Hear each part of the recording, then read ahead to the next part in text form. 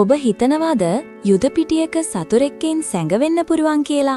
Camera, radar හෝ තාප සංවේදකවලද අහු නොවී ඉන්න ඔබට පුළුවන් වෙයි.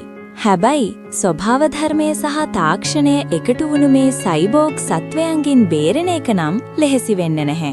සාමාන්‍ය රොබෝවෙක්ට වඩා මේවා දහස් ගුණයක් බලවත් වෙන්නේ කොහොමද? විද්‍යාඥයන් දැන් උත්සාහ කරන්නේ ලෝහ සහ වයර් වලින් හදපු මැෂින් වෙනුවට ජීවි සෛල වලින් ක්‍රියා කරන බයෝ හයිබ්‍රිඩ් සෙන්සර්ස් හදන්න. මේවා නිකම්ම උපකරණ නෙවෙයි. පණ තියෙන පටක සහ ඉලෙක්ට්‍රොනික විද්‍යාවේ භයානක එකතුවක්.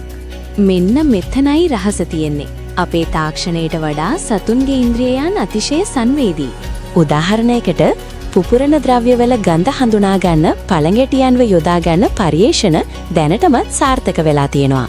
ඔවුන්ගේ මොළයට සම්බන්ධ කරපු කුඩා පරිපතයක් මගින් ඒ කෘමියාට දැනෙන සුවඳ විද්‍යුත් සංඥාවක් විදිහට පරිගණකයකට එවන්න පුරුවන්. ඒ කියන්නේ සතුරා ඉන්න තැන බෝම්බ තියෙන තැන මේ සතුන් ලවා උත්තු බලන්න පුළුවන්.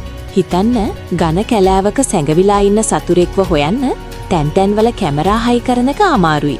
හැබැයි මේ බයෝ සෙන්සර් සහිත කෘමියෙක් හෝ කුඩා සතෙක් ඒ ප්‍රදේශයට මුදා හැරියොත් සිරුරෙන් පිටවන රසායනික ද්‍රව්‍ය මගින් සතුරා ඉන්න තැන හරියටම සොයාගන්න මේවට පුළුවන්. රේඩාර් පද්ධතිවලට පවා හඳුනා ගන්න බැරි ස්ටෙල්ත් හැකියාවක් මේ තාක්ෂණයට තියෙනවා. හැබැයි මෙතන ලොකුම ප්‍රශ්නය මේකයි. මේ සතුන් පාලනය කරන්නේ කවුද? සතුන්ගේ ස්වාභාවික හැසිරීම් පාලනය කරලා යුද්ධයට යොදාගන්න එක සදාචාරාත්මකද?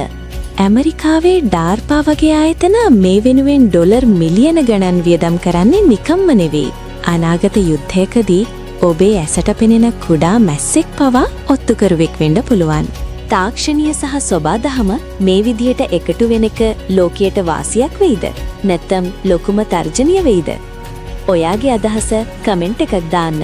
මේ වගේ අලුත්ම තාක්ෂණික තොරතුරු දැනගන්න වීඩියෝ එකට ලයික් කරලා අනිත් අයටත් බලන්න ෂෙයා කරන ගමන් අපේ channel එක subscribe කරන්න අමතක කරන්න එපා. ඊළඟ වීඩියෝවෙන් හමු වෙමු. ගිජිල්ලා එන්නම්.